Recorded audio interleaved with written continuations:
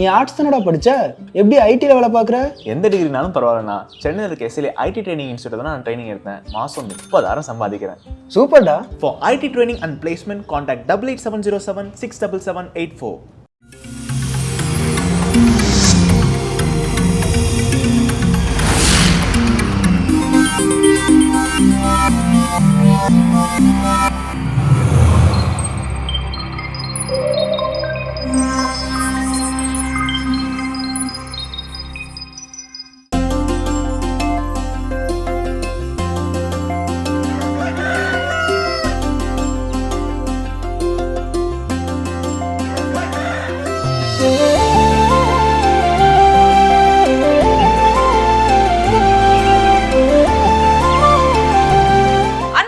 அனைவருக்கும் எங்களது இனிய காலை வணக்கம். எங்களுடன் இணைந்து நீங்கள் பார்க்க விருப்பது மாதா தொலைக்காட்சியின் கடவுள் வணக்கம்.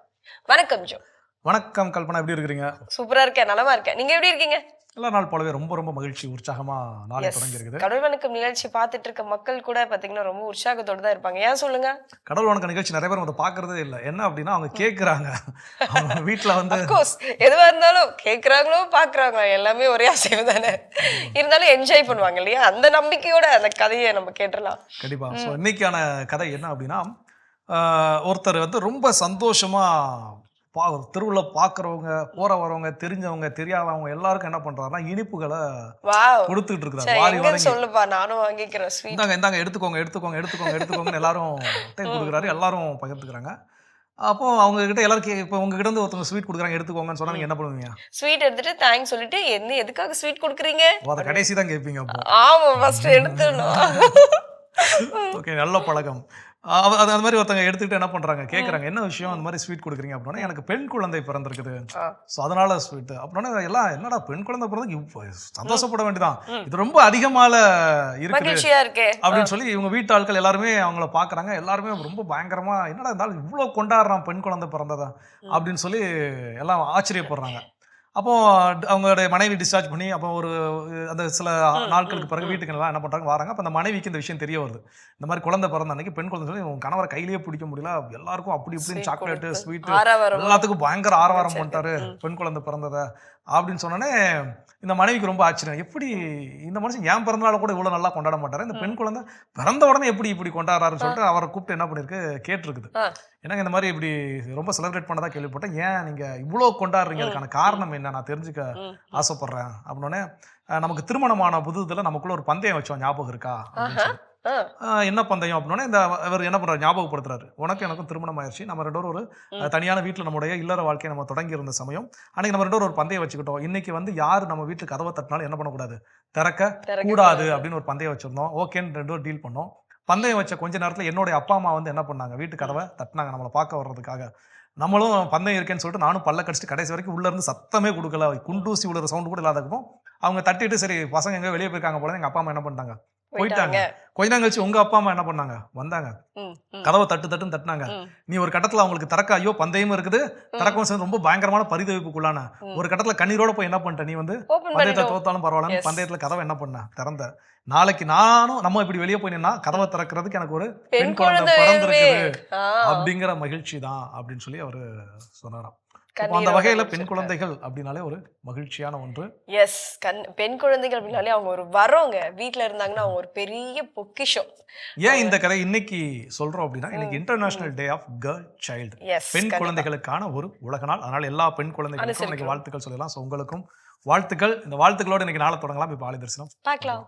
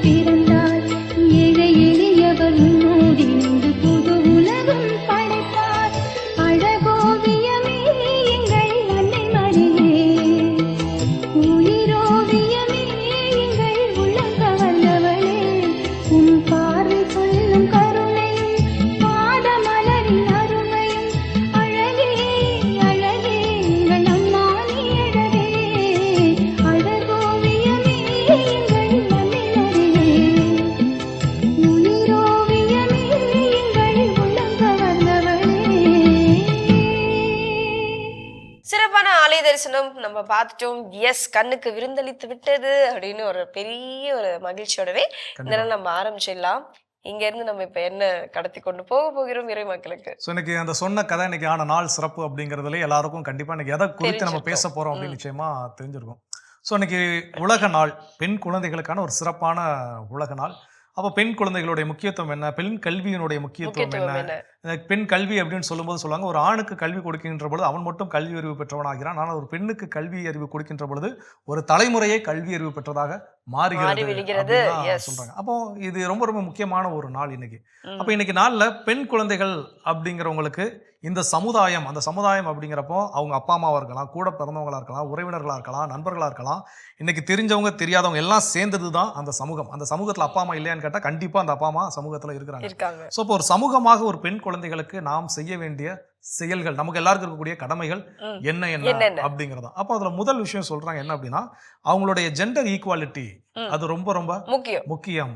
இன்னைக்கு நம்முடைய வீடுகள்ல இருந்தே அது தொடங்குதா அப்படிங்கறத ஒரு கேள்விக்கு உட்படுத்த வேண்டும். இன்னைக்கு வந்து ஒரு சாப்பிட்ட தட்டை கழுவக்கூடிய ஒரு விஷயம், அது எல்லாரும் அவன் சாப்பிட்டா அவன் தட்டை என்ன பண்ணணும், கழுவி வைக்கணும், அவ்வளவுதான். அப்ப இதை வந்து அண்ணன் சாப்பிட்டுருக்காரு, இந்த தட்டை வாங்கி நீ கழுவு அப்படின்னு தங்கச்சி எல்லாம், தம்பி சாப்பிட்டுருக்கான் அந்த தட்டை நீ கழுவி வச்சிருன்னு அக்காவை வேலையை வருது. It's not gender equality. இது வந்து நீங்க பாலின சமத்துவம் அப்படிங்கிறது கிடையவே கிடையாது. வீட்டுல என்ன நீங்க கற்றுக் கொடுக்குறோம் நாம நம்முடைய குழந்தைகளுக்கு அப்படின்னு பார்த்தோம் அப்படின்னா, ஓகே இந்த பையனா தட்டை கழுவக்கூடாது, பையனா விளக்கமாத்த கை விளக்கமாறு யார் எடுத்து பெருக்கினாலும் என்ன பண்ணும், அது குப்பையை பெருக்கும், அது வந்து அது ஆம்பளை பையன் தோறான் அப்படிங்கறது விளக்கமாத்துக்குலாம் என்ன கிடையவே கிடையாது. சோ அப்ப அப்படிங்கிற எல்லா வேலைகளும் ஆயிருந்துச்சுன்னா அதுவே சொல்லும். நிச்சயமா நம்ம வீடுகள்ல சொல்லுவோம், குழந்தைகளை வந்து பெண் குழந்தைகள்லாம் பச்சை எங்க வீட்டுக்கு ஆரோக்கியமாதாவே வந்திருக்குன்னு சொல்றோம். எப்ப நம்ம வீட்டு ஆரோக்கியமாதா கையில விளக்கமாறு கொடுத்துருந்தா நீதாம இருக்கணும் அப்படின்னு சொல்லுவாங்களா. சோ இப்ப இதெல்லாம் யோசித்து பார்க்கணும். சின்ன சின்ன விஷயத்துல இருந்து பெரிய பெரிய விஷயங்கள் வரைக்கும் இந்த பாலின சமத்துவத்தை அந்த பெண் குழந்தைகளுக்கு உறுதிப்படுத்துதல் நம்முடைய கைகள். சமத்துவத்தை பத்தி பேசுறது பெரிய விஷயம் இல்லைங்க, வீட்டுல சமமா நம்ம வந்து நடத்துறோமா பசங்களை அப்படின்றதான் பெரிய விஷயம். இன்னும் நம்ம தொடர்ந்து பேசுவோம். பார்த்து பகுதி பார்க்கலாம்.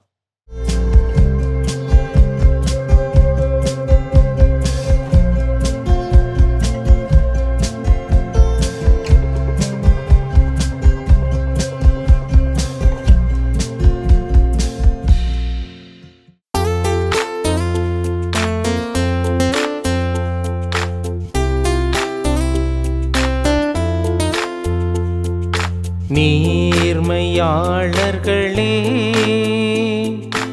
ஆண்டவரில் களி கூறுங்கள். நேர்மையாளர்களே,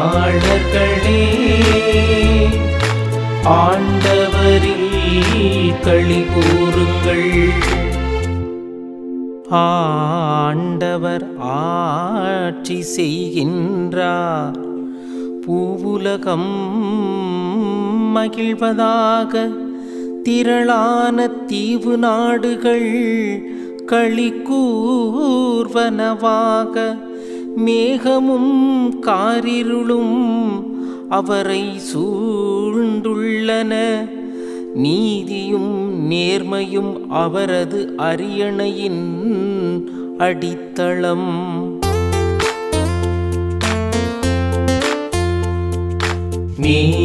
நேர்மையாளர்களே, ஆண்டவரில் களி கூறுங்கள். நேர்மையாளர்களே, ஆண்டவரில் களி கூறுங்கள். ஆண்டவர் முன்னிலையில், அனைத்துலகின் தலைவர் முன்னிலையில் மலைகள் மெழுகன உருகுகின்றன. வானங்கள் அவரது நீதியை அறிவிக்கின்றன. அனைத்து மக்களினங்களும் அவரது மாட்சியை காண்கின்றன.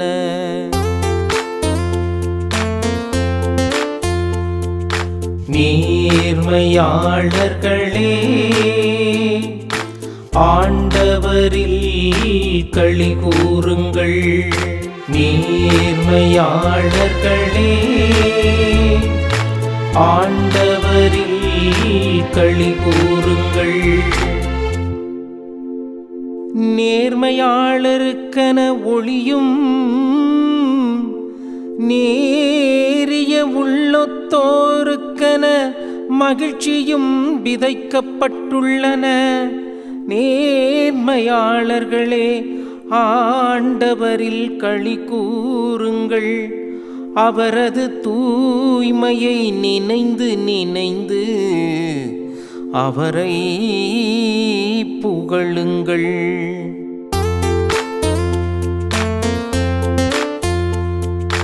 நேர்மையாளர்களே, ஆண்டவரில் களி கூறுங்கள். நேர்மையாளர்களே, ஆண்டவரில் களி கூறுங்கள். அன்பிற்குரிய சகோதர சகோதரிகளே, இந்த திருப்பாடல் வழியாக உங்கள் அனைவரையும் சந்திப்பதில் மிக்க மகிழ்ச்சி அடைகிறேன். நம் ஆண்டவராகிய இயேசு கிறிஸ்துவின் அருளும் ஆசீர்வாதமும் நம்முடைய வாழ்நாள் முழுவதும் தங்கியிருக்கட்டும். இன்றைய நாளில் திருப்பாடல் 97 இறைவசனங்கள் 1, 2, 5, 6 மற்றும் 11 மற்றும் 12 நாம் தியானிக்கின்றோம். பதிலுரை பாடல் பல்லவியாக நேர்மையாளர்களே, ஆண்டவரில் களி கூறுங்கள். திருப்பாடல் 97 இறைவசனம் 1 ஆண்டவர் ஆட்சி செய்கின்றார், பூவுலகம் மகிழ்வதாக, திரளான தீவு நாடுகள் களி கூறுவதாக என்கின்ற அருமையான இறைவார்த்தைக்கேற்ப ஏன் இந்த வார்த்தை என்று நாம் பார்க்கின்ற போது யோவான் எழுதிய நற்செய்தி 10ஆம் அதிகாரம் 16வது வசனத்தில் நான் ஆடுகள் வாழ்வு பெரும் பொருட்டு, அதுவும் நிறைவாக பெரும் பொருட்டே நான் இந்த உலகிற்கு வந்துள்ளேன் என்று ஆண்டவராகிய இறைவன் மிக அழகாக கூறுகிறார். திருப்பாடல் 97 அந்த தலைப்பிலேயே பாருங்கள், அனைத்து உலகின் தலைவராக நம்முடைய மூவொரு இறைவன் இருக்கிறார். அந்த மூவொரு இறைவன் பரலோக தந்தை தன்னுடைய ஒரே மகனை இந்த உலகிற்கு அனுப்பியதனால் வாழ்வு பெரும் பொருட்டு, அதுவும் நிறைவாகவே பெரும் பொருட்டு என்கின்ற அருமையான இறைவார்த்தைக்கேற்ப இந்த உலகத்தில் இயேசு ஆண்டவர் வந்ததால் அனைத்து உலக மக்களினத்தாரும் மிகுந்த மகிழ்ச்சி கொள்ள வேண்டும் என்று மிக அழகாக இந்த இறைவசனம் நமக்கு சுட்டி காட்டுகின்றது. திருப்பாடல் 96 இறைவசனம் 2 பாருங்கள், ஆண்டவரை போற்றி பாடுங்கள், அவரது பெயரை வாழ்த்துங்கள், அவர் தரும் மீட்பை நாள்தோறும் அறிவியுங்கள். அந்த அவர் தருகின்ற மீட்பை கிறிஸ்துவ மக்களுக்கு மட்டுமா? இல்லை, அனைத்து உலகத்தில் ஆண்டவராகிய தேவன் அரசராக இருப்பதனால் கிறிஸ்துவர்களுக்கு மட்டுமல்ல, ஆண்டவருடைய மீட்பை இந்த உலகத்தில் இருக்கிற எல்லா மக்களினத்தாருக்கும், இதோ கடவுளாகிய ஆண்டவரை நம்புகின்றவர்கள், நம்பாதவர்கள், தெரிந்தவர்கள், தெரியாதவர்கள் எல்லா மக்களுக்கும் இந்த மீட்பை அறிவிக்க வேண்டும். அதன் வழியாக எல்லா மக்களும் மகிழ்ச்சி அடைய வேண்டும் என்று திருப்பாடல் 97 இறைவசனம் 1 நமக்கு தெளிவுபடுத்துகிறது. திருப்பாடல் 97 இறைவசனம் 2 பாருங்கள், மேகமும் காரிலும் அவரை சூழ்ந்துள்ளன, நீதியும் நேர்மை அவரது அரியணையின் அடித்தளமாக இருக்கிறது. இதோ கடவுளாகி ஆண்டவர் பழைய ஏற்பாட்டில் பாருங்கள், எப்போதுமே கடவுள் மேகத்தின் வழியாக, காற்றின் வழியாக, இளம் தென்றலின் வழியாக, இதோ பேரிடை முழக்கத்தின் வழியாக, இயற்கையின் வழியாகவே பேசுகிற கடவுள் நம்மோடு என்றுமே இருக்கிறார். ஆக இயற்கையின் வழியாக நாம் ஆண்டவரை ஒவ்வொரு நாளும் கண்டுகொள்ள, இதோ மோசேசன் எவ்வாறு சீனாய் மலையின் மீது ஏறி அவர் இறைவனை கண்டுகொண்டாரோ, நாமும் அவரை இந்த இயற்கையின் வழியாக, ஏனென்றால் இந்த உலகத்தை எல்லாம் படைத்த படைப்புகள் வழியாக ஆண்டவராக இறைவன் நம்மோடு உறவாடுகிறார் என்பதை நாம் நன்கு புரிந்து கொள்ள வேண்டும். கடவுள் ஒளியாக தேவன். அதனாலதான் யோவான் எழுதிய நற்செய்தி முழுவதும் வாசித்து பாருங்கள், உலகின் ஒளி நானே, இந்த உலகத்திற்கு நான் மிக வெளிச்சமாக இருக்கிறேன், என்னை பின்தொடர்கின்றவர்கள் இருளில் நடக்க மாட்டார்கள் என்கின்ற அருமையான இறைவார்த்தையை இந்த திருப்பாடல் 97 இறைவசனம் 2 வழியாக நாம் புரிந்து கொள்ளலாம். அடுத்து 5, 6 வசனங்களை பாருங்கள். ஆண்டவர் முன்னிலையில், அனைத்துலகின் தலைவர் முன்னிலையில் மலைகள் மெழுகென உருகின்றன, வானங்கள் அவரது நீதியை அறிவிக்கின்றன, அனைத்து மக்களினத்தாரும் அவரது மாட்சியை காண்கின்றார்கள். இதோ நாம் மட்டுமல்ல, பிற இனத்தாரும், ஏன் இயற்கை படைப்பு அனைத்துமே கடவுளுடைய மாட்சியை என்றென்றுமே காண வேண்டும் என்பதை ஆண்டவராகிய இறைவன் மிகவும் விரும்புகிறார். பழைய ஏற்பாட்டிலும் சரி புதிய ஏற்பாட்டிலும் சரி நீங்கள் பாருங்கள், தாவீது அரசரும் சொல்கின்றார், மோயிசன் எழுதிய பாடல்களிலும் உண்டு, தானியேல் புத்தகத்திலும் இவ்வாறு உண்டு, படைப்புகளை ஆண்டவரை போற்றி புகழுங்கள், வானங்களை ஆண்டவரை புகழுங்கள், உயர்ந்த மலையை ஆண்டவரை போற்றி ஆர்ப்பரி, உன் கடவுளாகி ஆண்டவர் மாபெரும் காரியங்கள், வெற்றி வேந்தர், நீதியின் தலைவர் என்றெல்லாம் சொல்லப்பட்டுள்ளது. ஆக இந்த தெய்வத்தை ஒவ்வொரு நாளும் அவர் காட்டுகிற பாதையில் நாம் நடக்கின்ற போது அவருடைய ஆசீர்வாதம் என்றுமே நம் மீது தங்கியிருக்கும். அடுத்ததாக 11-12 வசனங்கள் பாருங்கள். நேர்மையாளருக்கென ஒளியும் நேரிய உள்ளத்தாருக்கு என மகிழ்ச்சியும் விதைக்கப்பட்டுள்ளன. நேர்மையாளர்களே, ஆண்டவரில் களி கூறுங்கள், அவரது தூய்மையை நினைத்து அவரை புகழுங்கள் என்கின்ற அருமையான இறைவார்த்தைக்கேற்ப 1 திமோத்தி 6ஆம் அதிகாரம் 11-16 முடியுள்ள இறைவசனங்களில் புனித பவுலடியார் மிக அழகாக சொல்லுகிறார். திமோத்தேயுவுக்கு எழுதப்பட்ட கடிதத்தில் இதோ 15வது வசனங்கள் பாருங்கள். கடவுள் ஒருவரே வேந்தர், அரசருக்கெல்லாம் அரசர், ஆண்டவருக்கெல்லாம் ஆண்டவர், அவர் ஒருவரே, சாவை அறியாதவர், அணுக முடியாத ஒளியில் வாழ்பவர், அவரை கண்டவர் எவருமில்லர், காணவே முடியாது, அவருக்கே என்றென்றும் மாட்சியும் ஆற்றலும் உரித்தாகுக. இந்த அருமையான இறைவார்த்தைக்கேற்ப இதோ கடவுளாகிய தெய்வம் மகிமையில் இருக்கின்ற தெய்வம்.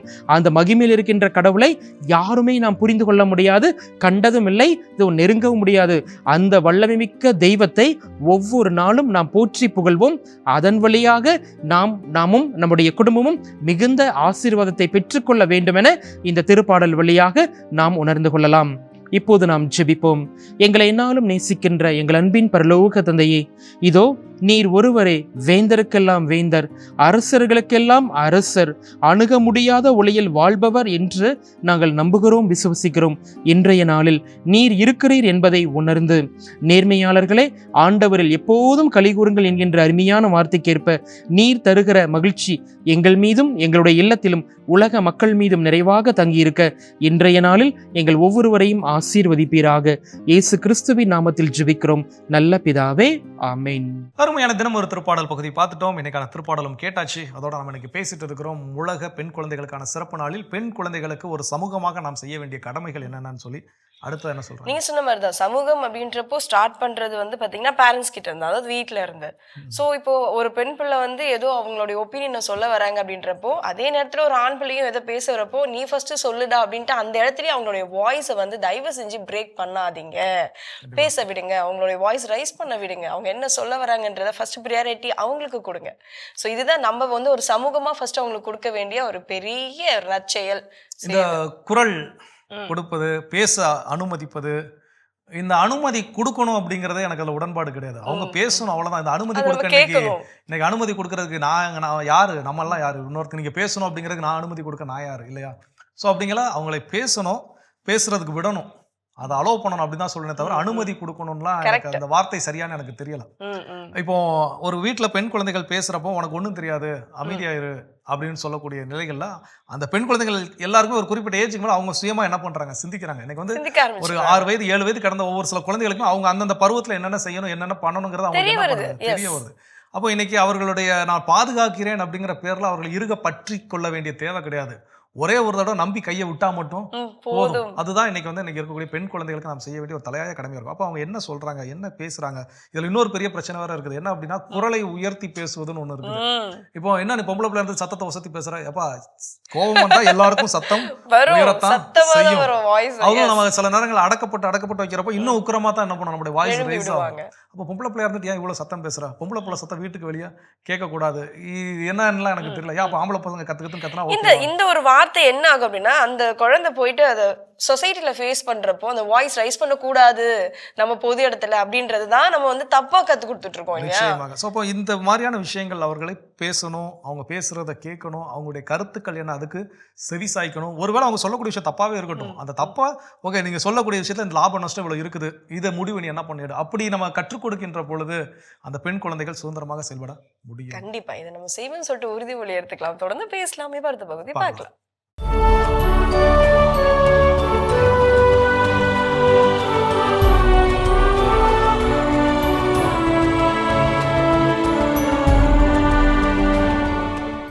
அக்டோபர் 11 புனித 23ஆம் யோவான்.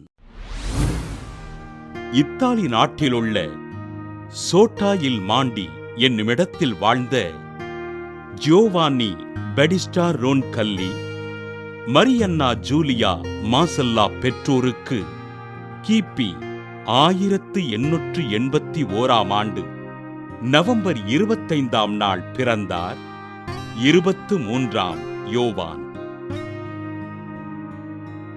ஆஞ்சலோ ஜிசாப்பே ரோன்கால்லி என்ற இயற்பெயரைக் கொண்ட இவர் குழந்தை பருவம் முதல் இறைபக்தியில் சிறந்து விளங்கினார். ரோமையில் இறையியல் பயின்ற ஆஞ்சலோ கிபி 1904 குருத்துவ அருட்பொழிவு பெற்று பெர்காமோ மறைமாவட்ட ஆயர் மேதகு ஜியக்கோமா ராடினி அவர்களின் செயலராக நியமனம் பெற்றார்.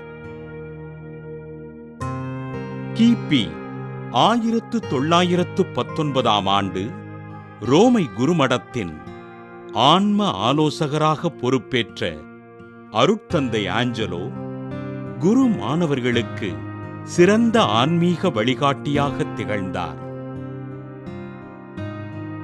கிபி 1925 திருத்தந்தை 11ஆம் பத்திநாதரால் பல்கோரியாவிற்கு திருத்தூது பார்வையாளராகவும் பொறுப்பு ஆயராகவும் நியமனம் செய்யப்பட்ட ஆஞ்சலோ பல்கோரிய மக்களுக்கு ஆண்டவரின் பணிகளை அர்ப்பணிப்போடு செய்தார். 1958 அக்டோபர் 28 திருச்சபையின் 261வது திருத்தந்தையாக தேர்வு செய்யப்பட்ட இவர் தன் பெயரை 23ஆம் யோவான் என்று தேர்ந்து கொண்டார். ரோமை மறைமாவட்டத்திலிருந்த நோயாளிகளையும் சிறை கைதிகளையும் சந்தித்த திருத்தந்தை 23ஆம் யோவான் 2ஆம் வத்திக்கான் பொது சங்கத்தினை கூட்டி திருச்சபையின் வளர்ச்சிக்கு வித்திட்டார். கிழக்கிந்திய மரபுவழி கிறிஸ்தவர்கள், பிரிந்து போன சகோதரர்கள் மற்றும் யூதர்களுடன் நல்லுறவினை வளர்த்து நட்பு பாராட்டிய திருத்தந்தை 23ஆம் யோவான் புற்றுநோயினால் பாதிக்கப்பட்டு 1963 ஜூன் 3 விண்ணகம் சென்றார். கத்தோலிக்க திருச்சபையில் சீர்திருத்தங்களைச் செய்து திருச்சபையின் வளர்ச்சிக்கு பாடுபட்ட திருத்தந்தை 23ஆம் யோவானை திருத்தந்தை பிரான்சிஸ் 2014 ஏப்ரல் 27 புனிதராக உயர்த்தினார். புனித 23ஆம் யோவானின் திருவிழாவினை கொண்டாடுகின்ற நாம் புற்றுநோயினால் துன்புறுகிற சகோதர சகோதரிகளுக்காகவும் அவர்களை இறைவன் குணப்படுத்தும்படியாகவும் ஜெபிப்போம். சிறப்பான பகுதி இன்றைய புனிதர் நம்ம பார்த்துட்டோம் ஜோ. எஸ், இன்றைய நாள் வந்து பெண் பிள்ளைகள் அவங்கள பத்தி தான் நம்ம பேசிட்டு இருக்கோம். அவங்களுக்கு நம்ம செய்ய வேண்டிய எவ்வளோ கடமைகள் இருக்கு ஒரு சமூகமா அப்படின்ட்டு. அந்த வகையில அடுத்ததா என்ன பண்ணணும்? ஸோ அடுத்ததாக சொல்லக்கூடிய விஷயம் என்ன அப்படின்னா, அவங்களுக்கான பாதுகாப்பை உறுதி செய்ய வேண்டும். இப்போ உடல் அளவில் வேணால் பெண்ணை காட்டிலும் ஆண் அப்படிங்கிறவங்க ஒரு வலிமையானவராக இருந்தாலும் இன்னைக்கு வந்து அந்த உடல் அளவிலே கூட என்ன சொல்கிறாங்க இன்னைக்கு சயின்டிஃபிக்காக அப்படின்னா, ஒரு குழந்தை ஒரு பெண்ணுடைய பேறு காலத்தின் போது ஏற்படக்கூடிய அந்த வலி, அந்த அளவு, அதை அளவுக்கு ஐ திங்க் டெசிபல் சவுண்டுக்கு இதுக்கு ஒரு அளவுகோல் வச்சுருக்கிறாங்க. அப்போது அந்த அளவுகோலில் உயிர் பிரியும் வண்ணம் அதாவது நம்ம எந்த வலி உடல்ல ஏற்பட்டால் நம்முடைய உயிர் பிரியுமோ அதை காட்டிலும் அதிகப்படியான வலி என்ன பண்றாங்க அந்த பேறுகாலத்தின் போது அவங்க அனுபவிக்கிறாங்க. ஆனா அதை கடந்து உயிரோடு அவங்களும் வந்து ஒரு உயிரை இந்த உலகத்தில் கொண்டு வராங்க இல்லையா. அப்போ பெயின் தாங்கக்கூடிய விஷயம் ஒரு ஆணை காட்டிலும் அதே வழியை வந்து ஒரு ஆணுக்கு இன்னைக்கு கொடுக்கப்பட்டிருந்தா அது தாங்குமா அப்படின்னு கேட்டா தெரியாது. அப்போ தாங்குவதற்கான வாய்ப்புகள் இல்லைன்னு வேற என்ன பண்ணுது அறிவியல் சொல்லுது. அப்போ அவர்கள் வலிமையானவர்கள் இருந்த போதிலும் பல நேரங்கள் என்ன பண்றோம், அந்த வலிமையை வந்து அவர் உருட்டி மிரட்டி சில விஷயங்கள் அப்படியே கொண்டு வரப்பட்டதுனால இன்னைக்கு வந்து அந்த பெண் தனக்கான வலிமை என்ன அப்படிங்கறதை உணரச் செய்யாமல் பல நேரங்கள் என்ன பண்றோம் இருக்கிறோம். ஸோ அப்படிப்பட்ட சூழலில் இன்னைக்கு அந்த பெண்களுக்கு ஒரு பாதுகாப்பாக எல்லாரும் என்ன பண்ணணும் இருக்கணும். ஒரு சாலையில ஒரு பெண் தனியா போவதை நம்ம பாக்குறோம் அப்படின்னா அந்த பொண்ணு எதுக்கோ போறா, ஒருவேளை அந்த இடத்துல எந்த பிரச்சனை இல்லை அப்படின்னா ஒன்றும் ப்ராப்ளம் இல்லை, அவங்க வாட்டுக்கு அவங்க வீட்டுக்கு என்ன பண்ணிருப்பாங்க, வேலைக்கோ வீட்டுக்கோ போயிட போறாங்க. ஆனால் அங்கே நான் ஏதோ ஒரு குறிப்பை உணர்கிறேன், இந்த இடத்துல இந்த பொண்ணுக்கு ஏதோ சம்திங் பிரச்சனை பண்றதுக்கு யாரோ 2 பேர் இருக்கிறான், அவங்க ஏதோ ஒரு டார்ச்சர் பண்றாங்க, ஏதோ ஒன்று அபியூஸ் பண்ண ட்ரை பண்றாங்க அப்படிங்கிற விஷயத்தை நம்ம உணர்ந்தால் என் வீட்டு பொள்ளைக்கு நடந்தா எப்படி நான் ஃபீல் பண்ணணும், எப்படி நான் ரியாக்ட் பண்ணணும், அந்த உணர்வை நான் என்ன பண்ணணும் வெளிப்படுத்த வேண்டும். யாருக்கோ ஏதோ நடந்துச்சு நான் கடந்து செல்ல கூடாது. அந்த பாதுகாப்பை உறுதி செய்யக்கூடிய கடமை இந்த சமுதாயத்திற்கு. சமுதாயம் அப்படிங்கிறப்போ ஜெண்டர் அது காமனா என்ன ஆயிரும், பொதுவா போயிடும். அது அப்படி இல்லாம அந்த சமுதாயத்தில் இருக்கக்கூடிய நம்ம ஒவ்வொருவருக்கும் இருக்கின்றது. அது நம்ம வந்து கண்டிப்பா அதை கன்ஃபார்ம் பண்ணி ஆகணும். தொடர்ந்து பேசலாம் ஜோ, இன்னும் இப்ப அடுத்த பகுதி பார்க்கலாம்.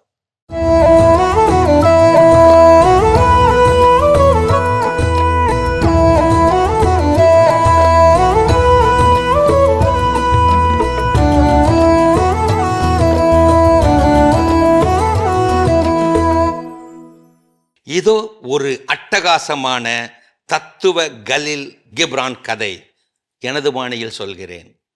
4 தவளைகள் ஒரு மரத்தடி மரக்கட்டையில் அமர்ந்திருந்தன. திடீரென தண்ணீர் பெருக்கெடுத்து வர அடித்து செல்லப்பட்டது மரக்கட்டை. மெல்ல ஓடிய ஒரு நீரோடையில் அது மெல்ல மெல்ல சங்கமமானது. சீரான மிதப்பிலே பயணமானது. மிதப்பிலே மிதந்த அந்த 4 மிதப்பு தவளைகளும் தத்துவ விவாதத்தில் இறங்கின. இப்படி ஒருபோதும் நாம் மிதந்ததே இல்லையே. மகிழ்ச்சியில் மிதந்தன மரக்கட்டை தவளைகள். முதல் தவளை விவாதத்தை ஆரம்பித்தது. உண்மையில் இது ஓர் அதிசய அற்புத மரக்கட்டை தான். ஏதோ உயிர் உள்ளது போல போகிறதே. இது போன்ற மரக்கட்டையை இதுவரை நான் அறிந்ததே இல்லை. 2ஆம் தவளை விவாதத்தை தொடர்ந்தது. இல்லை இல்லை, மற்ற மரக்கட்டை போலதான் இதுவும். இங்கே மரக்கட்டை நகரவில்லை, கடலை நோக்கி நதிதான் நகருகிறது. அதுதான் மரக்கட்டையை இழுத்து நகர்த்துகிறது. 3ஆம் தவளை விடுமா விவாதத்தை அடுத்த கட்டத்திற்கு நகர்த்தியது. இல்லை இல்லை இல்லை, மரக்கட்டையோ நதியோ நகரவில்லை. நகர்தல் என்பது நமது சிந்தனையில் தான் உள்ளது. சிந்தனையின்றி எதுவும் நகராது. உண்மையில் நகர்வது எது என்று 3 தவளைகளும் வாதாட எதிர்வாதாட ஆரம்பித்த வாதம் விவாதமாய் வளர்ந்து வம்பிழுத்தது. வம்பிழுத்து சூடு பிடித்து சீக்கிரமே அது சண்டையாகி போய் ஒலி மாசு அதிகமாக ஏற்பட்டு போய் கட்டை நகர்கிறது. இல்லை, நதிதான் நகர்கிறது. இல்லை இல்லை, கட்டையும் இல்லை நதியும் இல்லை, சிந்தனை தான் நகர்கிறது, நகர்த்துகிறது. இப்படியே போய்கொண்டிருந்தது அந்த தத்துவ விவாதம். இதுவரை எதுவுமே பேசாமல் மௌனமாய் விவாதங்களை கேட்டுக்கொண்டிருந்த 4ஆம் தவளையோ அமைதி கலைந்தது. அமைதியை கலைத்தது. ஞானத்தோடு பேசியது.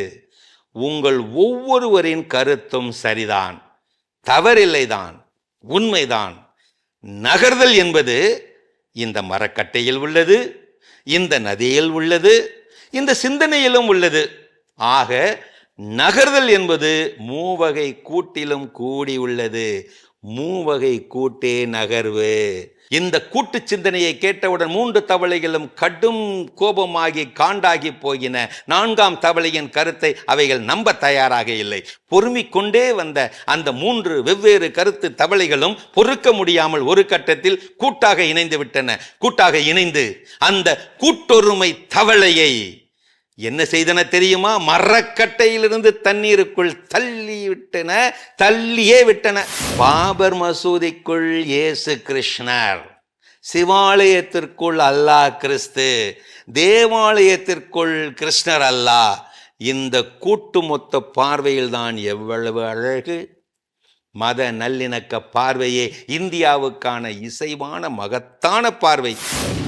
அருமையான கதைகள் 1000 பகுதி பார்த்துட்டோம். இன்னைக்கான கதையும் சிந்தனையும் கேட்டாச்சு. அதோட நம்ம இன்னைக்கு பேசிட்டு இருக்கிறோம் கடவுள் வணக்கம் நிகழ்ச்சியில்.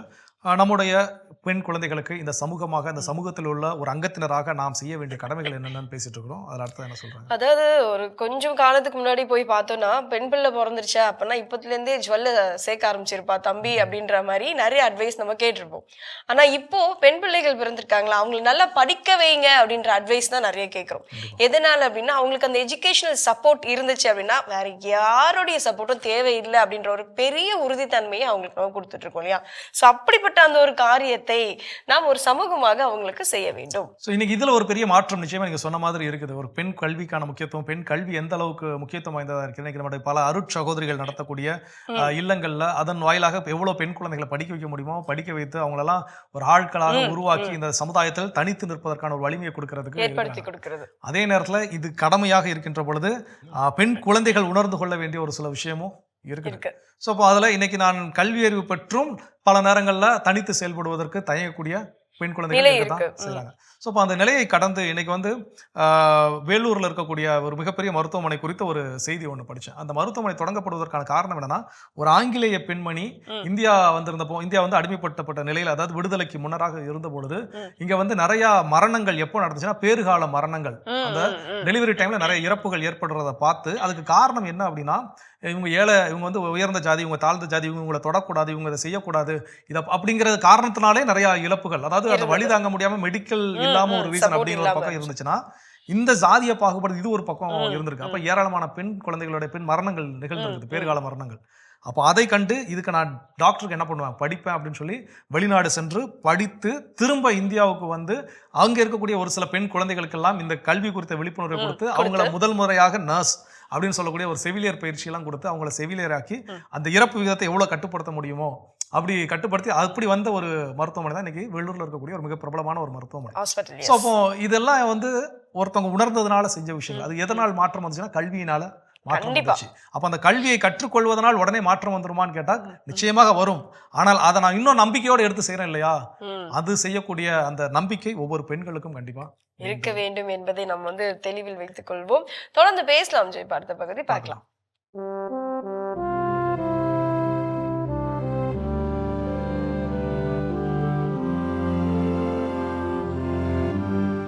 அன்புக்குரியவர்களே, ஆண்டவர் இயேசுவின் இனிய திருப்பெயரில் உங்களை அன்போடு வாழ்த்துகின்றேன். இயேசுவின் ஆளுமை என்னும் தொடரில் இயேசு ஒரு ஆசிரியர், நல்ல ஆசிரியர் என்னும் தலைப்பில் நேற்று முதல் சில செய்திகளை பகிர்ந்து வருகிறேன். இன்று போதகர் என்பதே இயேசுவின் முதன்மை பெயராக இருந்தது என ஒரு வியப்பான செய்தியை உங்களோடு பகிர்ந்து கொள்ளுகிறதில் மகிழ்ச்சி அடைகின்றேன். இயேசுவை பலரும் பலவிதங்களில் அழைத்தார்கள். ஆனால் போதகர் என்பதே பலரும் அழைத்த ஒரு பெயராக இருந்தது. போதகர் என்றால் ஆசிரியர், குரு, ரபுனி என்ற சொற்களை பயன்படுத்தி ஆசிரியரே, போதகர் என்று பலரும் அழைத்தார்கள் என்பதை நாம் நற்செய்தி நூல்களில் வாசிக்கிறோம். சில எடுத்துக்காட்டுகளை பார்ப்போம். மத்தேயு 8:19 மறைநூல் அறிஞர் ஒருவர் வந்து சொல்கிறார், போதகரே, நீர் எங்கே சென்றாலும் நானும் உம்மை பின்பற்றுவேன். போதகரே என்று மறைநூல் அறிஞர் அழைக்கிறார். பரிசேயர்கள் மத்தேயு 22:16 பரிசேயர்கள் இயேசுவிடம் வந்து சொல்கிறாங்க, போதகரே, நீர் உண்மை உள்ளவர், எவரையும் பொருட்படுத்தாமல் கடவுளின் நெறியை உண்மைக்கேற்ப கற்பிப்பவர் அப்படின்னு சொல்லுங்க. போதகரே என்று பரிசேயர்களும் இயேசுவை அழைக்கிறார்கள். சதுசேயர்கள் மத்தேயு 22:24 சதுசேயர்கள் இயேசுவிடம் வந்து போதகரே என்று அழைக்கிறார்கள். அது மட்டுமல்ல, இயேசுடைய சீடர்கள் அவரை போதகர் என்று தான் அழைத்தார்கள். இயேசுவுக்கு நெருக்கமான நண்பர்களும் போதகர் என்று அழைத்தார்கள். யோவான் நற்செய்தி 11:28 மார்த்தா மரியா, மார்த்தா தம் சகோதரியான மரியாவை கூப்பிடச் சென்றார். அவரிடம், போதகர் வந்துவிட்டார், உன்னை அழைக்கிறார் என்று காதோடு காதாய் சொன்னார் என்று அருமையாக சொல்லப்பட்டிருக்கிறது. போதகர், எல்லாரும் இயேசுவை போதகர், டீச்சர், ஆசிரியர் என்று அழைத்தார்கள். அது மட்டுமல்ல, அதற்கு இணையான வேறு சொற்கள் குரு, ரபி, ரபுனி என்னும் சொல்லாடல்களையும் நாம் நற்செய்தி நூல்களில் பார்க்கிறோம். ஆகவே இயேசுடைய ஆளுமைக்கு பெருமை சேர்க்கின்ற ஒரு அடையாளமாக அவருடைய ஆசிரியத்தன்மை, அவருடைய போதகத்தன்மை விளங்குகிறது. அவரை பெரும்பாலானவர்கள் ஒரு சிறந்த ஆசிரியராக, போதகராக பார்த்தார்கள். அவரை போதகர் என்றும் அழைத்தார்கள். நல்ல ஆளுமைகள் ஆசிரியர்களாக இருக்கிறார்கள், போதகர்களாக இருக்கிறார்கள், பிறருக்கு கற்றுத்தருகிறார்கள், பிறருக்கு போதிக்கின்றார்கள்.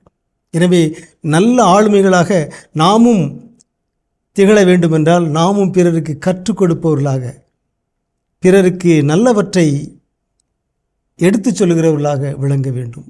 இயேசுவைப் போல நாமும் ஆசிரியர்களாக, போதகர்களாக வாழ்வோமாக. உங்களுக்கு அமைதி உரித்தாக.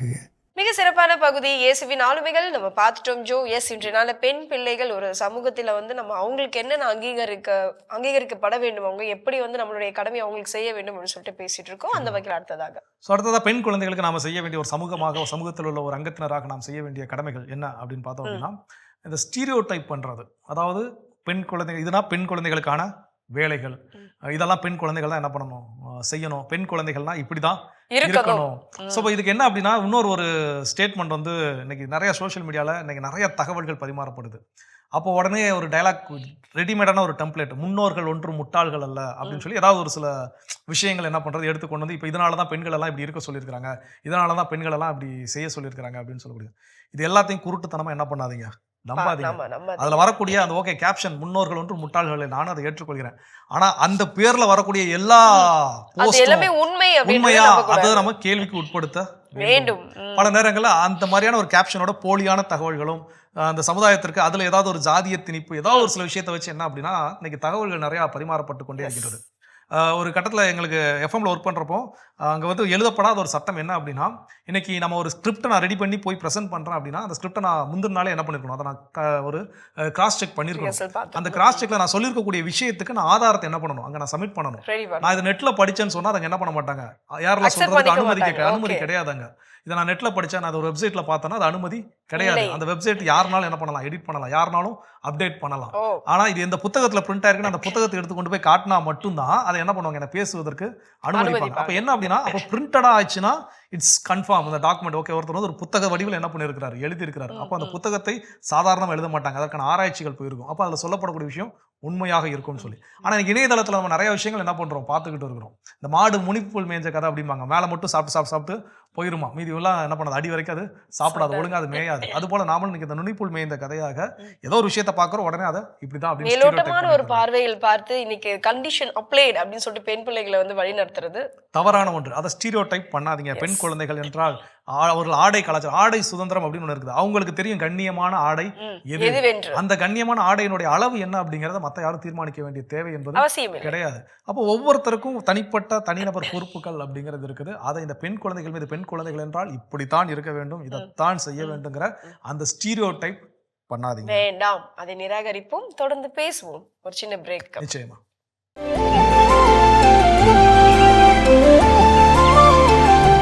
நிகழ்ச்சிகள் உங்களை மீண்டும் அன்புடன் வரவேற்கின்றோம். நீங்கள் பார்த்து கொண்டிருப்பது மாதா தொலைக்காட்சியின் கடவுள் வணக்கம். சிறப்பான ஒரு நாள், பெண் குழந்தைகளுக்கான சிறப்பு உலக நாள்ல இன்னைக்கு நம்ம பேசிட்டு இருக்கிறோம். பெண் குழந்தைகளுக்கு ஒரு சமூகத்தினராக நாம் செய்ய வேண்டிய கடமைகள் என்னென்னு சொல்லி அதில் அடுத்தது என்ன சொல்றாங்க. ஒவ்வொரு பெண் பிள்ளைக்கும் மத்தியில வந்து பாத்தீங்கன்னா ஒவ்வொருத்தருக்குமே உள்ள ஒரு தலைமைத்துவம் அப்படின்றது உள்ள இருக்கும். அது வந்து எப்படி அது ஒளிஞ்சிட்டு இருக்கும் சில பேருக்கு, ஒரு சில பேருக்கு அது தெரிஞ்சிருக்கும், ஒரு சில பேர் அது வெளிப்படுத்துறதுக்கான முயற்சிகள் எடுத்துட்டு இருப்பாங்க. இந்த மாதிரி நிறைய கைண்ட்ஸ் ஆஃப்ல வந்து இந்த இருக்கப்போ இதை யார்ப்பா வெளிப்படுத்துறதுக்கு வந்து நம்ம கூட சப்போர்ட் பண்ணுவாங்க அப்படின்னு பார்த்தீங்கன்னா, கூட இருக்க சகோதரத்துவம் தான் இல்லையா. ஒன்னு அப்பாவா இருக்கணும், இல்ல அண்ணனா இருக்கணும், இல்ல யாரோ கூட இருக்க ஏதோ ஒரு உறமுறை. உனக்கு வந்து இப்படி ஒரு டேலண்ட் இருக்கு, இப்படி ஒரு திறமை இருக்கு, உன்னால ஒரு 10 பேரு கூட கீழே கூட வந்து உங்ககிட்ட விட்டா அதை வந்து தலைமைத்துவமா எடுத்து உன்னால அதை செய்ய முடியும் அப்படின்றத எடுத்து சொல்றதுக்கு நம்மளுக்கு ஒரு பெரிய சப்போர்ட் வந்து நம்மளுடைய ஒரு மாதிரி. நிச்சயமா அந்த சமூகம் அதை ஒவ்வொருத்தரும் குடும்பத்தினராக, அப்பா அம்மாவாக, அண்ணன் தங்கையாக, இன்னும் மற்ற நண்பர்களாக, உறவுகளாக எல்லாரும் இந்த ஒரு விஷயத்தை என்ன பண்ணணும், கொடுக்கணும், சொல்லணும். இப்போ ஒரு பணி செய்யக்கூடிய பணித்தளத்துக்கு ஒரு பெண் வேலைக்கு போறாங்க, அங்க வேலை பார்க்கக்கூடிய பணித்தளத்துல ஏதோ அவர்களுக்கு ஒரு அபியூஸ், செக்ஷுவல் அபியூஸ், ஏதோ ஒரு விஷயங்கள் பிரச்சனைகள் நடக்குது. அப்போ வீட்டுல வந்து என்ன பண்றாங்க, சொல்றாங்க. வீட்டுல ரெடிமேடா சொல்லக்கூடிய ஆன்சர், அப்ப இனிமேல் என்ன பண்ண வேண்டாம், வேலைக்கே போக. இது கிடையாது அதற்கான தீர்வு. நீ என்ன ஆனாலும் தைரியமா போ, உனக்கு ஒரு பிரச்சனைனா அங்க நான் என்ன பண்ணுவேன், வந்து நிற்பேன் அப்படின்னு சொல்லக்கூடிய அந்த விஷயம் தான் இங்க தேவையான ஒன்று.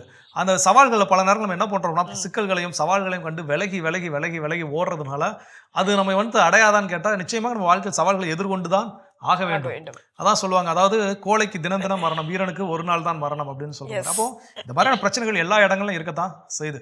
அந்த பிரச்சனைக்குரிய நபர்கிட்ட போயிட்டு எப்படி அவர்களுக்கு புரியும் வண்ணம், சிலருக்கு வார்த்தைகளில் புரிய வைக்க முடியும், சிலருக்கு எப்படி புரிய வைக்க முடியுமோ அப்படி புரிய வச்சு, நான் என்னுடைய வீட்டில் இருக்கக்கூடிய அந்த பெண் குழந்தை வேலைக்கு செல்வதோ படிக்க செல்வதோ நான் அதுக்கு உறுதுணையாக என்ன பண்ணுறேன், பின்னாடி இருக்கிறேன். அப்படிங்கிறப்போ ஒரு கட்டத்தில் அந்த பெண் குழந்தை எதுக்கும் என்னாகாது, பயப்படக்கூடிய ஒரு குழந்தையாக இருக்காது. எல்லா விஷயத்தையும் நேரடியாக வந்து பகிர்ந்து கொள்வார்கள். அப்போ அவங்களுடைய அந்த ஆளுமை பண்புகள் வளர்ந்து கொண்டே இருக்கும். அப்போ அதுல இந்த தலைமைத்துவ பண்பு தானா என்ன பண்ணும், தலையோங்கி நிற்கும். அதற்கான துணையாக இருக்கக்கூடிய அந்த கடமையை இந்த சமூகத்தினர்ல இருக்கக்கூடிய நாம் செய்ய வேண்டும் என்பதை நாம் நினைவில் கொள்ளலாம். தொடர்ந்து பேசலாம். இப்ப அடுத்த பகுதி பார்க்கலாம்.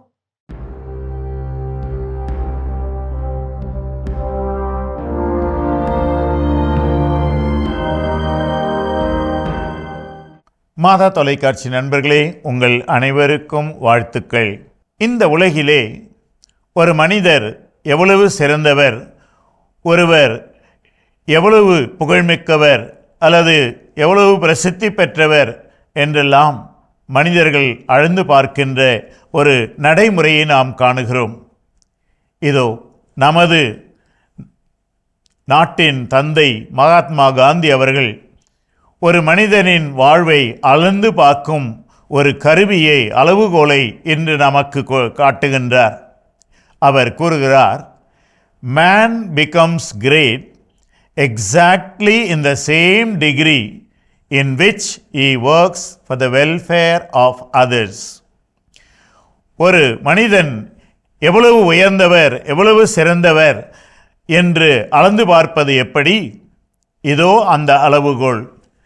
ஒருவர் மற்றவர்களின் நன்மைக்காக எந்த அளவுக்கு உழைக்கிறாரோ அந்த அளவுக்கு அவர் சிறந்த மனிதர். பார்த்தீர்களா? ஒரு புதிய அளவுகோல். இதுவரைக்கும் நமக்கு தெரிந்த அளவுகோல் எல்லாம், யாரிடத்திலே பணம் நிறைய இருக்கிறதோ அவர் பெரியவர், யாரிடத்திலே நிறைய சொத்து இருக்கிறதோ அவர், யார் ஒரு பெரிய அறிவாளியாக இருக்கிறாரோ அவர். இதோ நமது தேசப்பிதா நமக்கு ஒரு அழகான அளவுகோலை கொடுக்கிறார். ஒருவர் மற்றவருக்கு செய்கின்ற அந்த நன்மை, எந்த அளவுக்கு நாம் மற்றவர்களுக்கு நன்மை செய்கிறோமோ, அதற்காக உழைக்கிறோமோ, அதுதான் நம்மை சிறந்த மனிதனாக்குகின்ற. மற்றவர்களுக்காக நீ நிறைய நன்மை செய்கிறாயா, நீ மிகச்சிறந்த மனிதன். மற்றவர்களுக்காக நீ அதிகம் செய்வதில்லையா, நீ ஒரு கடைநிலை மனிதன். பாருங்கள் இந்த புதிய அளவுகோல். இந்த புதிய அளவுகோலிலே நாம் சிறந்தவர்களாக நிற்க வேண்டுமென்றால், அளக்கப்பட வேண்டுமென்றால், மற்றவர்களுக்காக நாம் அதிகம் நன்மை செய்ய வேண்டும். மீண்டும் அந்த அழகான வரிகளை வாசிக்கிறேன் பாருங்கள். ஒருவர் மற்றவர்களின் நன்மைக்காக எந்த அளவுக்கு உழைக்கிறாரோ அதே அளவுக்கு அவர் சிறந்த மனிதராகிறார். இந்த பொருளிலே சிறந்த மனிதர்களாக நீங்கள் ஒவ்வொருவரும் விளங்க அன்போடு உங்களை வாழ்த்துகிறேன். மிக சிறப்பான பகுதி ஆன்றோர் வாக்கு நம்ம பார்த்துட்டோம் ஜோ. எஸ், பெண் பிள்ளைகளுக்கு நாம் செய்ய வேண்டிய தலையாய கடமைகள் எவ்வளவோ இருக்கு. அதுல ஒரு சிலதுல நம்ம இப்ப பார்க்கலாம் அப்படின்னு சொல்லிட்டு பார்த்துட்டு இருக்கோம். அடுத்ததா என்ன பண்ண? ஸோ அடுத்ததான் அவங்களுக்கான அந்த எமோஷனல் ஃப்ரீடம், எப்படி பேசுறதுக்கு சில நேரங்களில் நம்ம குழந்தைங்க என்ன பேசுகிறோமோ அதை பேசாமல் நம்ம தடை செய்கிறோமோ, அதுபோல் இந்த எமோஷனல் என்ன பண்ணுறோம்னா பிளாக் பண்ணுறோம். அதுக்கு ஏதாவது ஒரு சில விஷயங்கள் பிடிச்சிருக்கும், அது இதெல்லாம் செய்யக்கூடாது, இதெல்லாம் செஞ்சால் அவங்க என்ன பண்ணுவாங்க, இவங்க என்ன பக்கத்து வீட்டில் என்ன பேசுவாங்க, ஏற்ற வீட்டில் என்ன பேசுவாங்க. ஸோ இப்போ இவ்வளோ விஷயங்கள். அப்போ இதை வந்து இதுக்காகவே அந்த குழந்தைகளுடைய வாழ்க்கை எப்படி தீர்மானிக்கப்படுது அப்படின்னா, ஏற்ற வீட்டில் எதுவும் சொல்லிடுவான், சொந்தக்காரர் எதுவும் சொல்லிடுவான், அதனால என்ன பண்ணு, இப்படிதான் இருக்கும். இந்த ஆடைகள் இருக்கும். நிச்சயமா இந்த ஆடைகளை தான் என்ன பண்ணணும், அணியணும். நீ வேற உனக்கு பிடிச்ச மாதிரி ஆடைகள் அணிஞ்ச அப்படின்னா ஈத்த வீட்டுக்காரன் என்ன சொல்லுவான், நம்ம சொந்தக்காரன் என்ன சொல்லுவான், ஓகே நீ இந்த படிப்பை தான் என்ன பண்ணணும், படிக்கணும். நீ விரும்பின படிப்பை படிக்கணும்னு விருப்பப்பட்டனா அதெல்லாம் உனக்கு செட் ஆகிற படிப்பு கிடையாது. ஸோ இப்படி இந்த மாதிரியான விஷயங்கள் எல்லாம் குறைக்கல மொத்தமாவே அதை என்ன பண்ணிடணும், ஸ்டாப் பண்ணிட்டு அவங்களுக்கு என்ன பிடிச்சிருக்குது, அவங்க என்ன சொல்ல விரும்புறாங்க, அவங்களுடைய எமோஷனல். சில நேரம் அழணும்னு தோணுதா, அளவிடுங்க.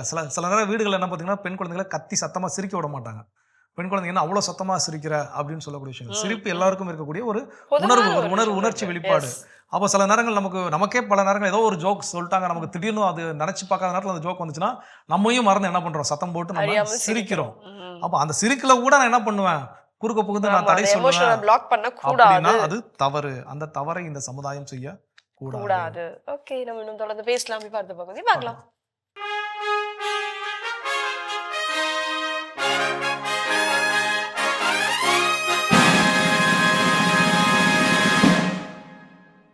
இந்தியராகிய நாம் என்கிற இந்த தொலைக்காட்சி தொடர் வழியாக உங்களோடு இணைந்திருப்பதில் பெரும் மகிழ்ச்சி. உங்கள் அனைவருக்கும் இனிய வணக்கங்களை கூறிக்கொள்கின்றேன். இந்திய நாட்டை, இந்திய குடியரசை, இந்த நாட்டினுடைய மக்களாட்சியை பாதுகாக்கிற பெரும் பொறுப்பை ஏற்றுக்கொண்டிருக்கிற உங்களுக்கு தலை வணங்குகிறேன். நாம் இப்போது குடியரசுத் தலைவர் எப்படி இந்த நாட்டில் ஒரு குடியரசுத் தலைவர் தேவை, எப்படி அவர் தேர்ந்தெடுக்கப்படுகிறார் என்பதை பற்றி நாம் பார்த்தோம். இப்போது பிரிவு 58, 59 வழியாக அவருக்கான தகுதிகள் என்ன என்பதை பற்றி நாம் பார்க்க போகிறோம். ஏனென்றால் நம்ம சாதாரணமாக ஒரு வேலைக்கு போகும்போதே என்ன குவாலிஃபிகேஷன்ஸ்னு கேட்குறாங்கல்ல, அந்த மாதிரி நம்முடைய நாட்டினுடைய அடையாளமாக திகழ்கின்ற குடியரசுத் தலைவருக்கு என்ன வேண்டும்? பெருசாக ஒன்றும் சொல்லலை. அரசியலமைப்பு சட்டம் மிக எளிதாக சொல்கிறது. அவருக்கு 35 வயது ஆகியிருக்க வேண்டும், அது நிறைவு செய்திருக்க வேண்டும். ஒன்று. இரண்டாவதாக முக்கியமாக சொல்லப்படுகின்ற ஒரு விஷயம் என்னவென்றால், அவர் தேர்ந்தெடுக்கப்படுகிற பொழுது பாராளுமன்றத்தின் இரு அவைகளில் அவர் உறுப்பினராக இருக்கக்கூடாது. மூன்றாவதாக லாபம் தரும், தனிப்பட்ட லாபம் தரும் வேலை எதுவும் அவர் செய்யக்கூடாது. ஏன்னா அவர் குடியரசுத் தலைவர். அதில் இவைகள் மட்டும்தான். மற்ற மாதிரி நாடறிந்த ஒரு பெரிய கிரிமினல் இந்த மாதிரியெல்லாம் இருக்கக்கூடாது அப்படிங்கிறத சட்டம் சொல்லலை, இது நாம உருவாக்கி கொள்வது. அவர் அப்படி இருக்க முடியாது. ஏனென்றால் குடியரசுத் தலைவர் மாண்பினுடைய ஒரு அடையாளம். அதனால தான் நாம் அப்படி சொல்லுகிறோம். இந்த மூன்றையும் அரசியலமைப்பு சட்டம் சொல்லியிருக்கிறது, அவருடைய தகுதிகளாக சொல்லியிருக்கிறது. அவர் குறிப்பாக தன்னையே முழுவதுமாக நாட்டிற்கும் அரசியலமைப்பு சட்டத்தை பாதுகாப்பதற்காக அர்ப்பணிக்கக்கூடியவராக இருக்க வேண்டும். அதுதான் வேறு லாபம் தரும் வேலைகளோ அல்லது வேறு இடங்கள் அவர் உறுப்பினராகவோ இருக்க முடியாது. ஏனென்றால் அவர் தான் உச்சம், அவர் தான் இந்த நாட்டினுடைய தலைமை குடிமகன் குடிமகள் அப்படி இருக்கிறதுனால இந்த அடிப்படையில் பார்த்தோம்னா நம்ம சிலதை சேர்த்துக்கலாம். என்ன சேர்த்துக்கொள்ளலாம் என்றால், ஒன்று, இந்திய அரசியலமைப்பு சட்டத்தை பற்றி ஒரு ஆழமான புரிதல் அவருக்கு இருக்க வேண்டும். கண்டிப்பாக ஏதோ கட்சிகளுடைய பிரதிநிதியாக தேர்ந்தெடுக்கப்படுகிறார், ஓட்டு போட்டாங்க வந்துட்டோம் அப்படிங்கிறது இல்லை. மாறாக அப்படி தேர்ந்தெடுக்கப்படுகிறவருக்கு இந்திய அரசியலமைப்பு சட்டத்தை பற்றி ஆழமான புரிதல் இருக்கிறதா என்பதை இந்த நாட்டு மக்கள் கேட்க வேண்டும். இந்த நாட்டு மக்கள் உற்று பார்க்க வேண்டும். என்ன ஒரு ஆள் வந்திருக்காரு அவ்வளோதான் அப்படிங்கிறது இல்லை.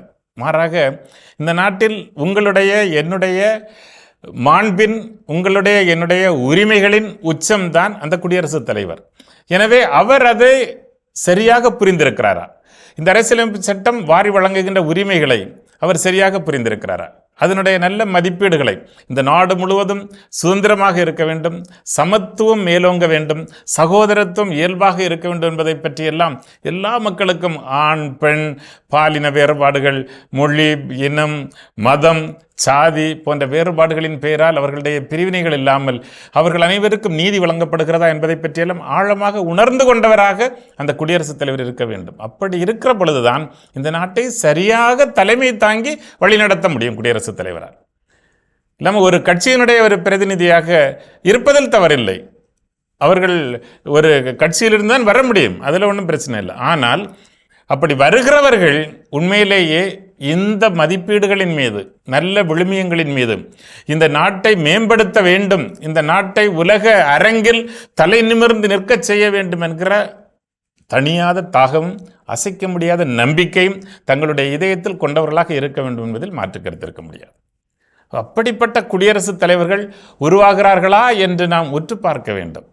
அப்படிப்பட்டவர்களை உருவாக்காத கட்சிகளுக்கு நாம் கண்டிப்பாக சொல்லிக் கொடுக்க வேண்டும். எங்களுடைய பிரதிநிதியாக இருக்கிறவர் எங்களை பிரதிநிதித்துவப்படுத்த வேண்டும். எங்களுடைய மாண்பை, எங்களுடைய உரிமைகளை, எங்களுடைய மனிதத்தை, இவற்றை பிரதிபலிக்கிறவராக அவர் இருக்க வேண்டும் என்பதை நாம் கண்டிப்பாக பார்க்க வேண்டும். நாம் இப்போது அப்படி செய்வதே இல்லை. காரணம் என்னன்னு சொன்னால், குடியரசுத் தலைவர் எங்கேயோ ராஷ்டிரபதி பவனில் டெல்லியில் உட்கார்ந்துருக்கிறாரு, அவ்வளவுதான், அவர் போகும்போதும் முன்னாடி எல்லாம் பாதுகாப்பு பட போகும் என்று பார்ப்பதில்லை. மாறாக எப்படி இந்த நாட்டினுடைய நம்முடைய ஒரு பிரதிநிதியாக இருக்கிறவரை, நம்மை அடையாளப்படுத்துகிறவரை, நாம் ஒரு நல்ல குடிமகளாக இருந்து ஒரு நல்ல குடியரசுத் தலைவரை தேர்ந்தெடுப்பதில் பெரும் பொறுப்பு இருக்கிறது என்பதை நாம் உணர்ந்து கொள்ள வேண்டும். அவர்களுக்குரிய ஊதியங்கள், படிகள், மற்ற எல்லா வசதிகளையும் 2வது அட்டவணை அரசியலமைப்பு சட்டத்தில் மிக தெளிவாக வரையறுத்திருக்கிறது. ரொம்ப அழகான மிகப்பெரிய ஒரு குடியரசுத் தலைவர் மாளிகையிலே அவர்கள் இருக்கிறார்கள். அது நமக்கெல்லாம் மிக மகிழ்ச்சி தான்.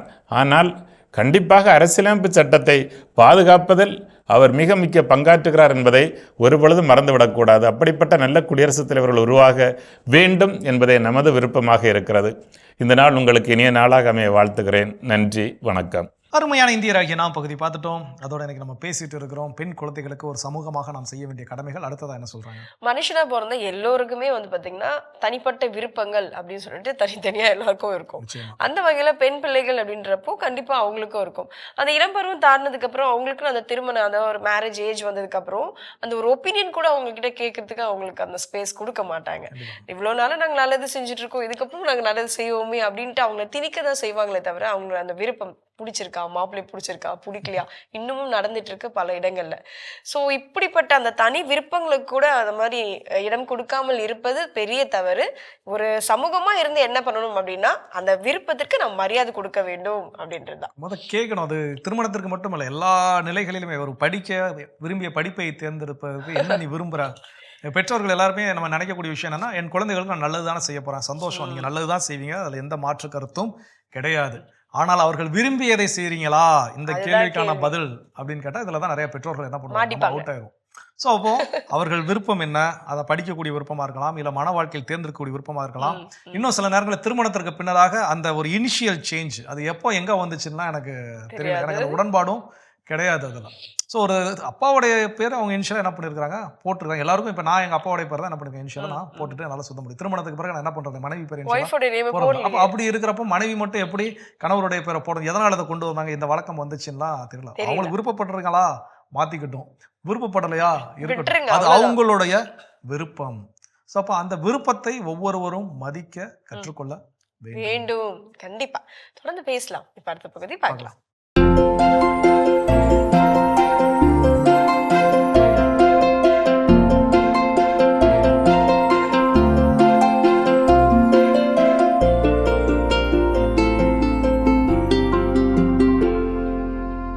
அனைவருக்கும் வணக்கம்.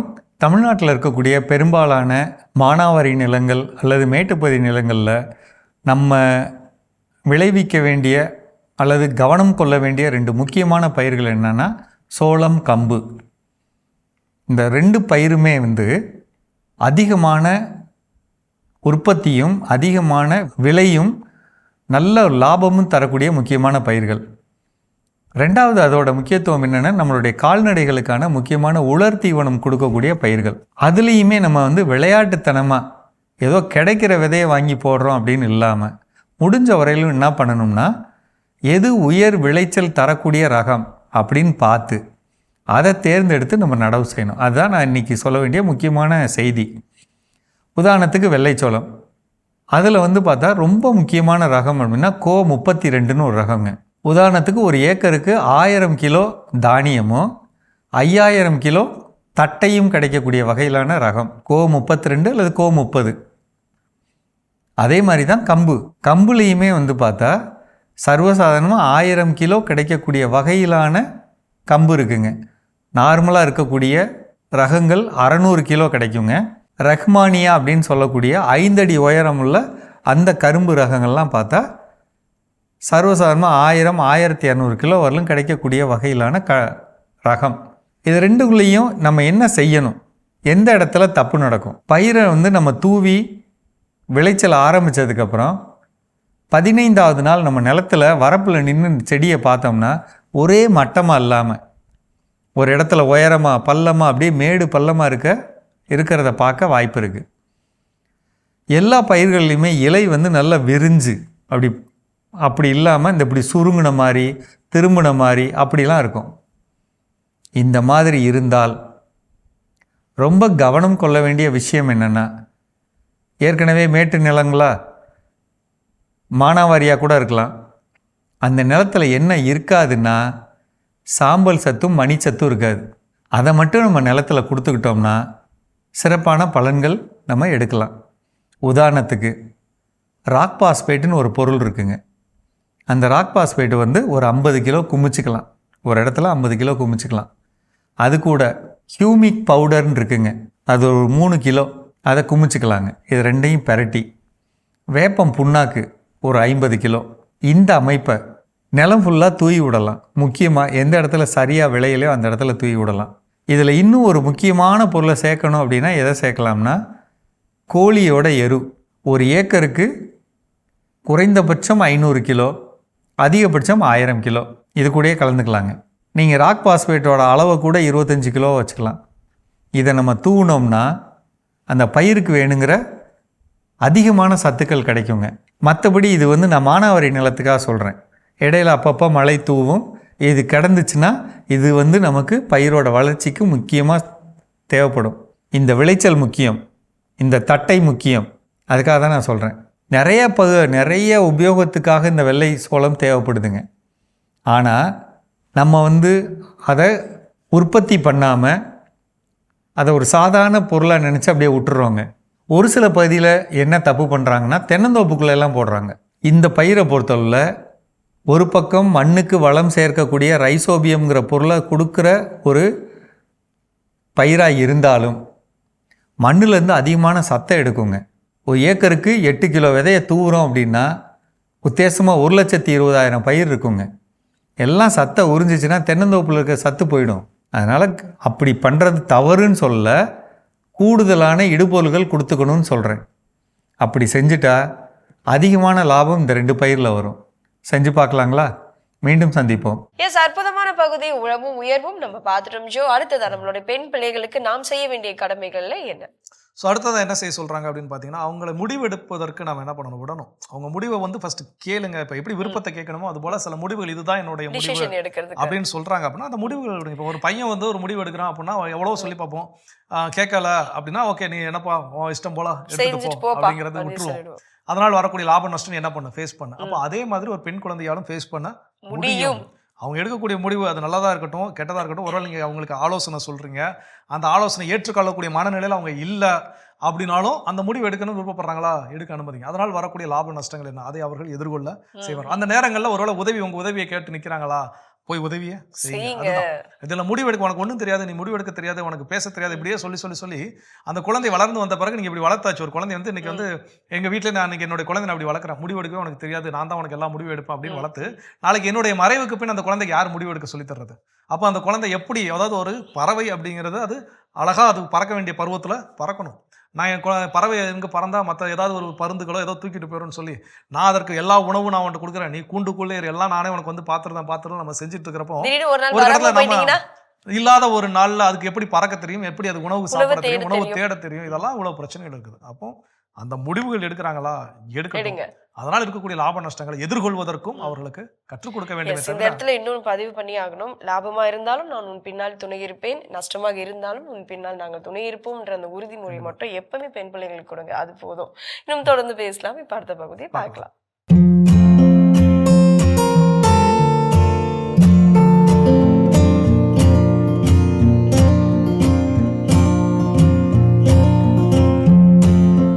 அன்பான மாதா தொலைக்காட்சி நேயர்களுக்கு வணக்கம்.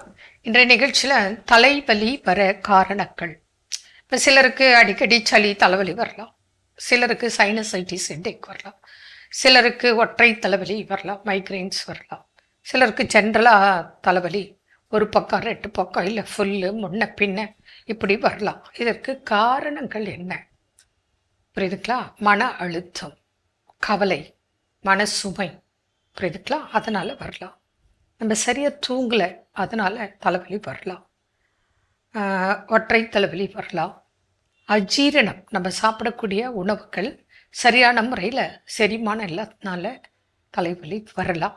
ஃபீவர்னால் சிலருக்கு தலைவலி ஃபீவர் வரலாம், சிலருக்கு மலச்சிக்கல் இருந்தால் தலைவலி வரலாம், சில உணவுகள் உண்பதால் கூட நமக்கு தலைவலி வரலாம்.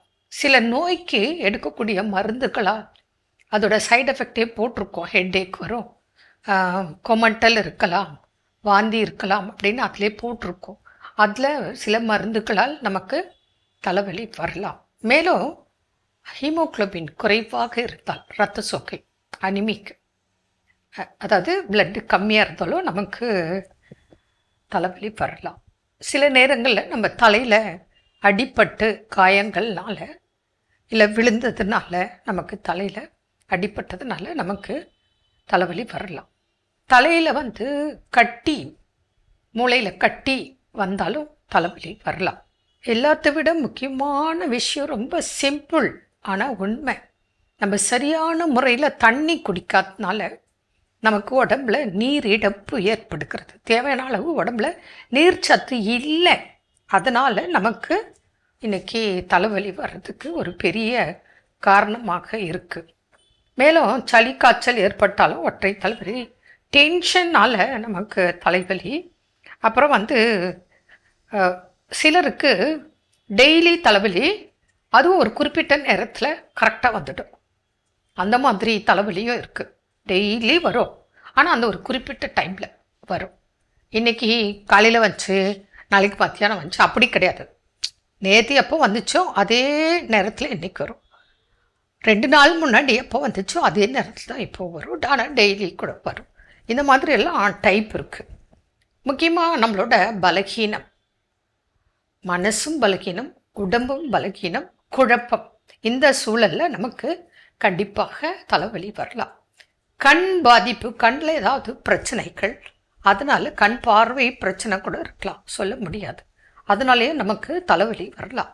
முக்கியமாக பிரெயினில் கட்டி சொல்லியிருக்கேன். காது மற்றும் சைனஸ் பாதிப்பு, இப்போ காதில் ஏதாவது பிரச்சனை, அதனால் தலைவலி வரலாம். சைனசைட்டிஸ்னால் நமக்கு உறுப்புகள் பாதிக்கப்பட்டு அதனால் வரலாம். மூளை காய்ச்சல்னால நமக்கு தலைவலி வரலாம். அப்புறம் ஜென்ரலாக காஃபி, டீயே உணவாக வாழ்கிறாங்க. எனக்கு தெரிஞ்ச ஒரு ஃபேமிலி, அவங்களுக்கு சாப்பாடே செய்கிறதில்ல, சாப்பாடு பற்றிய கவலை இல்லை. என்ன அப்படின்னா 3 பேர் இருக்காங்க ஃபேமிலியில், அப்பா, அம்மா, ஒரு பையன், மகன். 3 பேரும் இன்றைக்கி என்ன சாப்பிட்டிங்கன்னா 7 முறை 8 முறை 10 முறை coffee coffee coffee, tea coffee, இதுதான் அவங்களோட அன்றாட உணவு. நான் சொல்லுவேன், காலையில் எழுந்து சமைங்க, சாப்பாடு சாப்பிடுங்க, ஃப்ரூட்ஸ் சாப்பிடுங்கன்னு சொல்லுவேன். Coffee coffee coffee.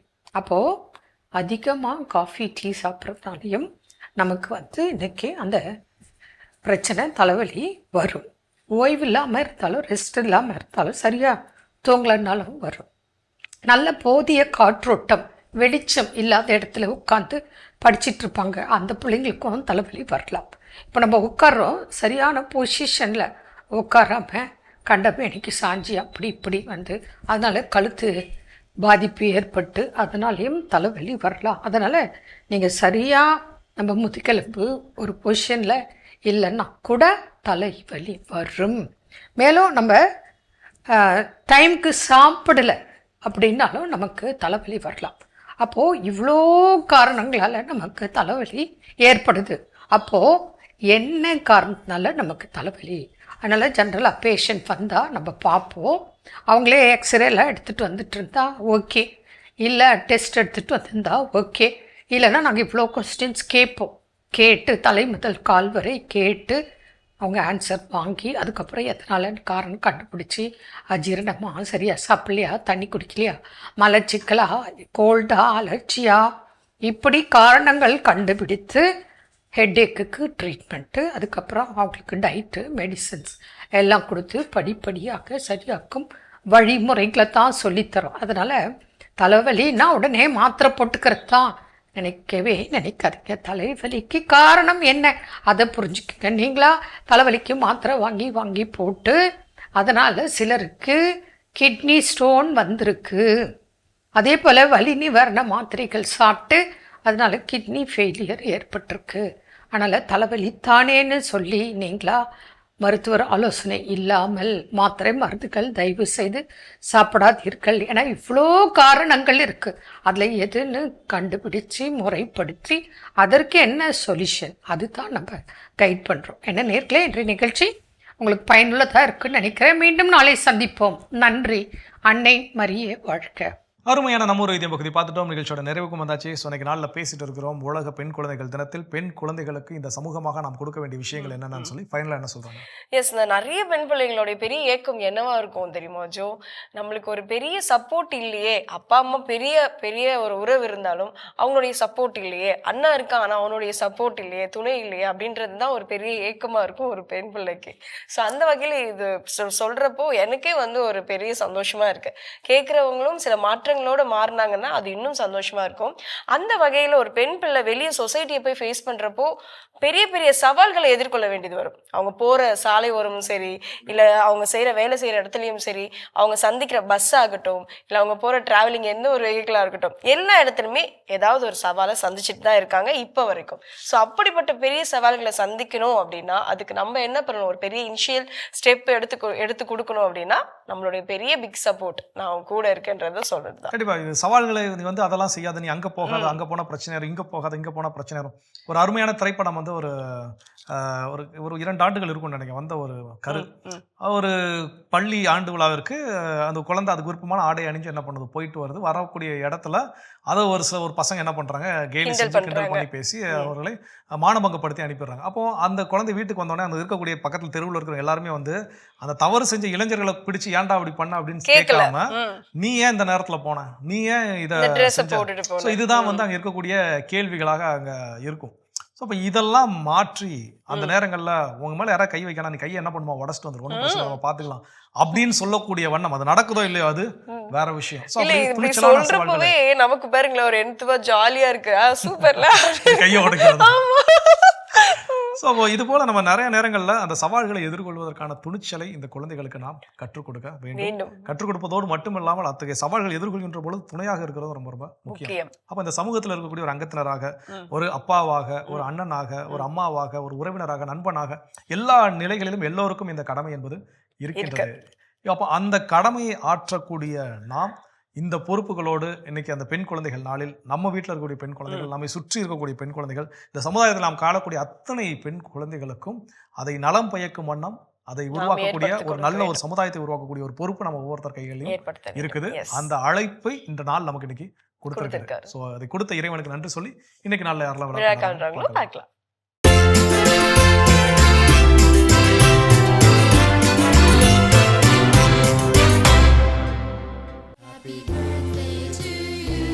Francis Joel இன்று தனது 20ஆம் ஆண்டு பிறந்த நாளினை கொண்டாடுகிறார். இவரை வாழ்த்துபவர்கள் அப்பா, அம்மா, சகோதரர், குடும்பத்தினர், உறவினர்கள் மற்றும் நண்பர்கள். இன்று விழா காணும் உங்கள் அனைவருக்கும் இறைவன் தரக்கூடிய அன்பான பரிசு திருப்பாடல் 91:16. நீடிய ஆயுளால் அவர்களுக்கு நிறைவளிப்பேன், என் மீட்பை அவர்களுக்கு வெளிப்படுத்துவேன். இந்த இறையாசையோடு நீங்கள் வாழ நாங்கள் ஜெபிக்கிறோம். அன்பானவர்களை, பெண்களை மதிப்போம், மாண்பை போற்றுவோம் என்ற இந்த சிந்தனையோடு இன்றைய கடவுள் வணக்கம் நிகழ்ச்சியை நாங்கள் நிறைவு செய்கிறோம். இந்த நாளும் இனிய நாளாக அமையும் மாதா தொலைக்காட்சியின் வாழ்த்துக்களும் ஜெபங்களும். மீண்டும் உங்கள் அனைவரையும் கடவுள் வணக்கம் நிகழ்ச்சியில் சந்திக்கும் வரை உங்களிடமிருந்து விடைபெறுகிறோம். இயேசுவுக்கே புகழ். மரியே வாழ்க. நீ ஆர்ட்ஸ் தானடா படிச்ச, எப்படி ஐடில வேலை பார்க்குற? எந்த டிகிரினாலும் பரவாயில்லண்ணா. சென்னையில் இருக்க எஸ்எல்ஏ ஐடி ட்ரைனிங் இன்ஸ்டியூட் தான் நான் ட்ரைனிங் எடுத்தேன். மாதம் 30,000 சம்பாதிக்கிறேன்.